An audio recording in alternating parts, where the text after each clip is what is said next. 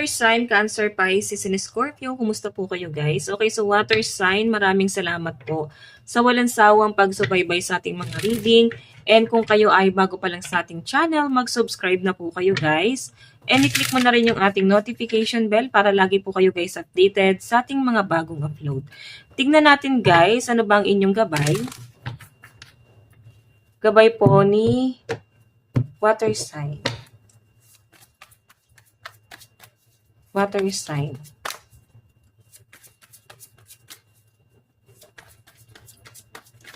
So guys, meron tayong 10 of swords at 10 of wands. Sorry. Water sign, meron tayong 7 of swords.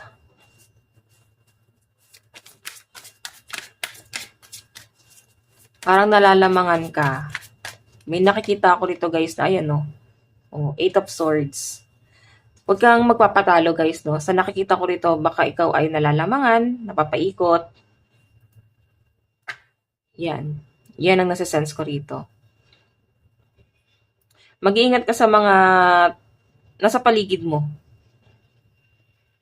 Alam mo yung feeling na parang relax ka lang, pero may mga distraction sa paligid mo ngayon, na para bang nilalamangan ka, na para bang inuutakan ka pagdating sa mga diskarte mo sa buhay, nilalamangan ka pwede sa trabaho, pwedeng sa pera, pwedeng sa career.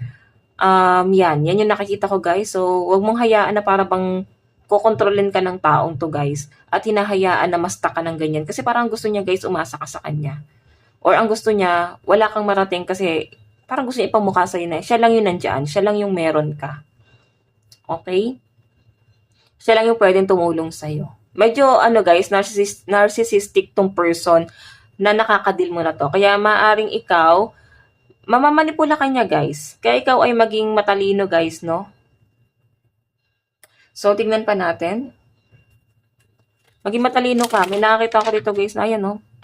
Pinagnanakawan ka niya ng, hindi man literal sa pera. Pinagnanakawan ka niya ng panahon, oras, sinasayang yung panahon at oras mo na dapat may improvement na nangyayari sa'yo. Okay, tignan natin ano ba tong 10 of wands. Dapat malayo pang mararating mo. So, guys, parang kailangan daw gawin mo lang yung tamang dapat mong gawin, lalo sa trabaho. Okay, 10 of wands.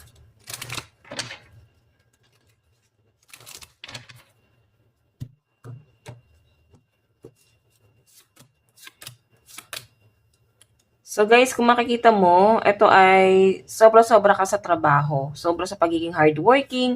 And isa lang talaga yung goal mo sa buhay. Kumbaga, makuha mo yung stability. Kasi 8 of diamond, tas ito wealth. Oo, parang gusto mo pang lumago yung pera mo. May nakikita ako ditong pera na para bang hindi sa kinukumpare. Siguro yung person mo mas maayos ang daloy ng pera sa kanya. And parang gusto mo lang guys, parang hindi sa ano bang tamang words dito. Parang maging balance lang kayong dalawa or maging pantay mo siya. Meron ako nakitang transaction about money na maaring hinihiling or ide-demand niya sa'yo. Okay? Or pwede ikaw to magde-demand sa kanya ng pera.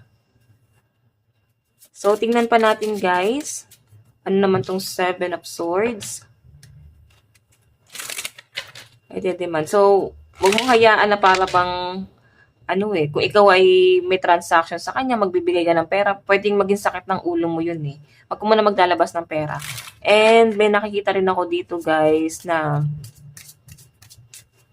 kung ikaw naman ay may mga nakakausap about pautang, isipin mo muna dito, water sign, isipin mo munang mabuti kung kailangan mo bang magpautang sa taong yun. Okay, tignan natin yung 7 of swords. 7 of swords. Nakita ko rito guys, baka igisa mo yung sarili mong mantika, no? Ayan. Huwag kang gumawa ng hakbang na ikaw yung may hirapan sa huli. 7 of swords. Ano po yung 7 of swords?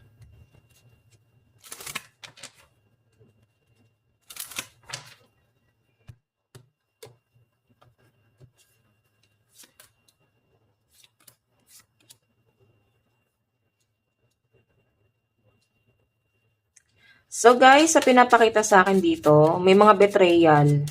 Oo, at lumalala tong mga betrayal na to guys. So hanggat hindi mo nararamdaman to guys, uutakan at uutakan ka ng taong to. Okay? So maging mas alerto ka. Yun yung nasa-sense ko dito guys.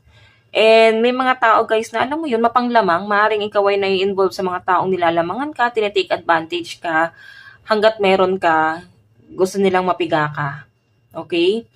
So, yun yung pinapakita sa akin guys. So, betrayal kasi to at lumalala siya. May nakikita akong possible na trouble na maganap sa mga water sign. Ano naman tong 8 of Swords? Tignan natin, ano po itong 8 of Swords?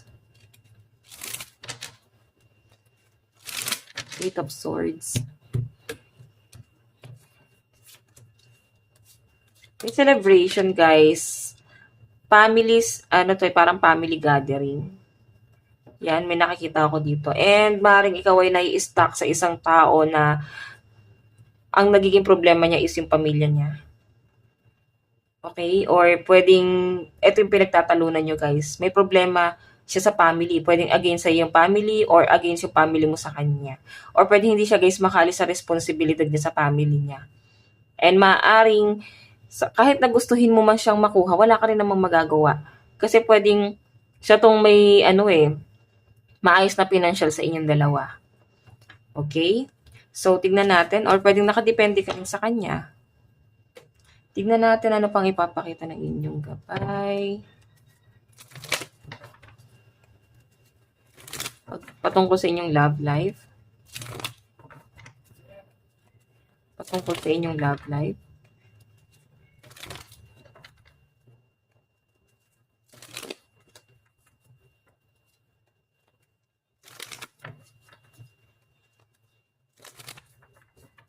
Love life naman po ni water sign.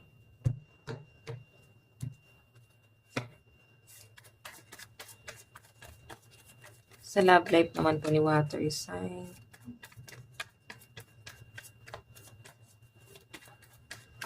So guys, meron tayong, 3 of Pentacles na involved ka sa third party or pwedeng ikaw ay ginagawang option. Okay? Meron tayong 10 of Cups.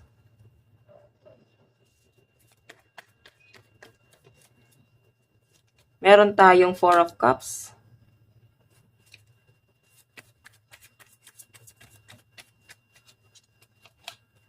Meron tayong Queen of Pentacles. Okay.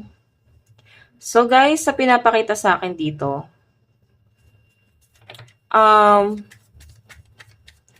pagdating sa love life mo, medyo disappointed ka sa person mo. Lagi kang nakatanaw sa kanya. Lagi kang nakatanaw sa galaw niya. Pwedeng siya ay hindi makaalis sa responsibilidad niya sa pamilya niya. Pwedeng may mga third party rito sa mga water sign na nasagap natin. Ayan o. May ibang cup of love na nag-offer sa'yo pero mas ginugusto mo yung conflict. Alam mo yung once na umalis ka daw dito sa water sign, dito sa conflict na to, sa relationship na to, mas magiging maayos ang buhay mo eh.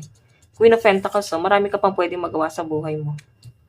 Okay? Hindi mo lang hinahayaan yung sarili mo na mag-grow.